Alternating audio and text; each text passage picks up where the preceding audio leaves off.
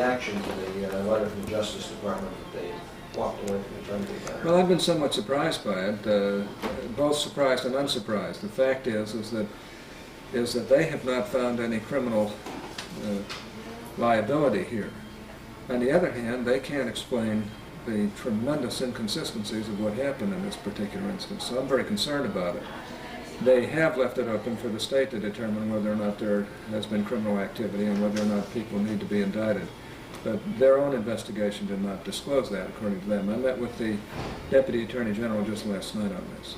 Now, you've seen the pictures and the information in the case. How could there be no federal crime wrongdoing in the death of Trent? Well, it wasn't just pictures. It was the finding of blood, the inconsistencies with regard to the death, the way the matter was covered up, really. The lack of proof that he really did harm to himself. All of this is very, very upsetting to a lot of people, including myself.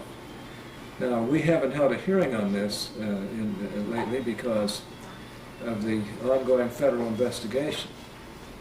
But now that the federal people have completed their analysis of this and their investigation, I think we will hold a hearing between now and the end of the year and just see what we can do to get to the bottom of this. Is there anything further that you can do besides hold a hearing? Not a lot.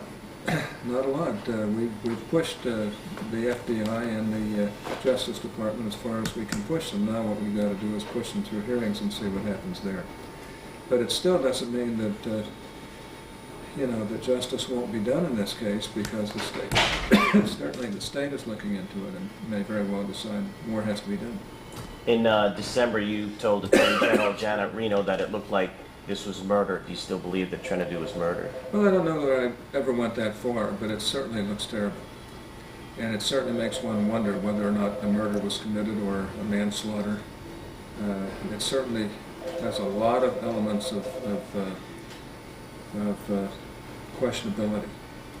And if you look at all the facts, the body, they tried to cremate the body before anybody could see that that body was bruised and battered. The blood that was found, the lack of following procedures, they just go on and on. There's a lot wrong with this case, and I hope somebody will get to the bottom of it, but apparently the federal government hasn't been able to do so. Well, if the feds can't make a case for something that happened in their institution when this man was in their custody with their people, what chance does the state have of making it? I think it's very difficult for the state to do it, but nevertheless they may have some ways of doing it, because there were state people who may have been involved, especially from the standpoint of following up on what happened.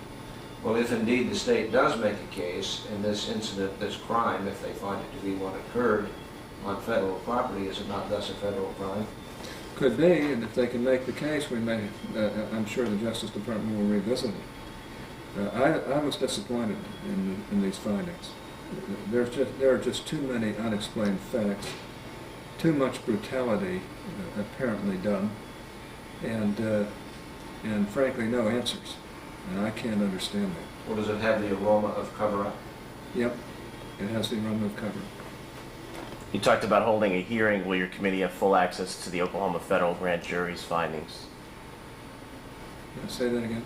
You talked about having a hearing in this session. Will your committee have full access to the Oklahoma federal grand jury's findings? No, we can't get into grand jury matters. See, that's one of the problems we've had, is that they always hide behind the grand jury. And when I say cover-up, I'm not saying necessarily by the Justice Department. I don't think they would cover it up, but there certainly looks like a cover-up from the beginning of this thing. And somebody other than Trinity beat himself up, beat Trinity up. The injuries that he suffered on his body do not appear to have been self-inflicted. Neither does the actuality of his death. Will the subcommittee investigating the FBI crime lab also look into the handling of evidence in this case? I don't know. We'll have to see. I think the regular hearing will go into what they did and what they failed to do. So we'll get into that regardless. It'll probably be a full committee hearing unless we assign it to one of the subcommittees. Do you think what's going on here is a parsing of words? They're not saying the crime wasn't committed, we just can't prove it? I think that's basically it. They just don't have the evidence to show who did this, if anybody did. And they themselves admit that it's a very, very serious set of problems and very strange circumstances, and the facts militate that somebody's responsible here other than just plain Trinity. And yet they haven't been able to find out who or what caused this particular problem. What about as far as the former inmates who have come forward in the case and now say that their lives are being threatened, and one has even been sent back into the federal system because he traveled across lines from Arkansas to Oklahoma to tell his story to the Oklahoma County DA, Bob Macy, what he saw the night Trenadu died.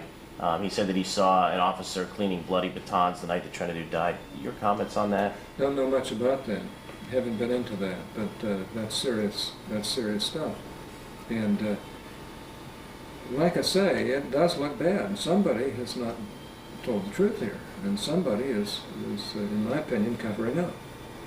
And you know, I wish that wasn't the case, and I'd love to have it proven that it wasn't the case. But I think it's a pretty uphill battle to prove that nothing happened here other than Trinadu's self-infliction.